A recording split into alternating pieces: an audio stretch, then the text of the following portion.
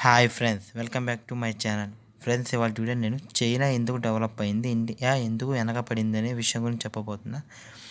ఇంకా లేట్ చేయకుండా టాపిక్లోకి వెళ్ళిపోదాం friends. Number 1, don't invest the money. Friends, ఇప్పుడు మన దగ్గర ఒక ₹1,00,000 ఉంటే మనం ఏం చేస్తాం?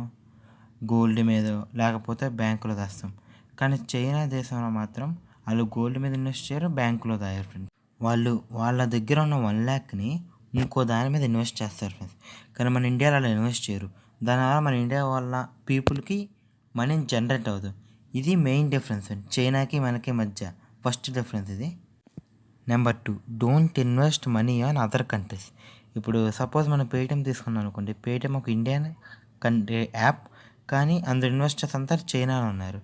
ఇక్కడ ఏంటంటే మన ఇండియాలో చాలా ఇన్వెస్టర్స్ ఉన్నారు, కానీ మన ఇండియాలో ఉన్న ఇన్వెస్టర్స్ మన ఇండియా యాప్కి ఇన్వెస్ట్మెంట్ పెట్టట్లా. ఇప్పుడు మీకు తెలుసు పేటిఎం ఎంత ఫేమస్ యాప్. ఇప్పుడు అందులో వచ్చే ప్రాఫిట్స్ అంతా చైనా వాళ్ళకి వెళ్తుంది.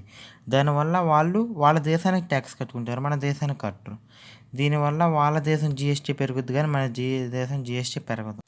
నెంబర్ 3, గవర్నమెంట్ మన ఎడ్యుకేషన్ సిస్టమ్ మీద చాలా తక్కువ ఇన్వెస్ట్మెంట్ చేస్తుంది, కానీ చైనా చాలా ఎక్కువ ఇన్వెస్ట్మెంట్ చేస్తుంది. వాళ్ళు ఎక్కువ రాతకి ఇంపార్టెన్స్ ఇవ్వరు, ప్రాక్టికల్ నాలెడ్జ్, మొత్తం ప్రాక్టికల్ నాలెడ్జ్కి ఇంపార్టెన్స్ ఇచ్చింది ఫ్రెండ్స్. మన దేశంలో పేరెంట్స్ ఎడ్యుకేషన్ మీద అంత ఇంట్రెస్ట్ చూపించరు. దీనివల్ల ఎడ్యుకేషన్ చదువుకునే వాళ్ళు తగ్గిపోతున్నారు. దీనివల్ల ఎక్కువ మంది ఎక్కువ ఇన్కమ్ జనరేట్ చేయలేరు, కాబట్టి జిఎస్టీ కూడా గ్రో అవ్వదు. చదువుకుంటున్నారు, 80% చదువుకుంటున్నారు, కానీ అందరు అన్ఎంప్లాయ్మెంట్ మీద ఉంటున్నారు. మన దేశంలో పెద్ద పెద్ద కంపెనీలు లేవు. దీనివల్ల మన దేశం ఇంకా డెవలపింగ్లోనే ఉంది. నా ఎక్స్ప్లెనేషన్ నచ్చినట్టయితే ఛానల్ సబ్స్క్రైబ్ చేయండి ఫ్రెండ్స్, ప్లీజ్.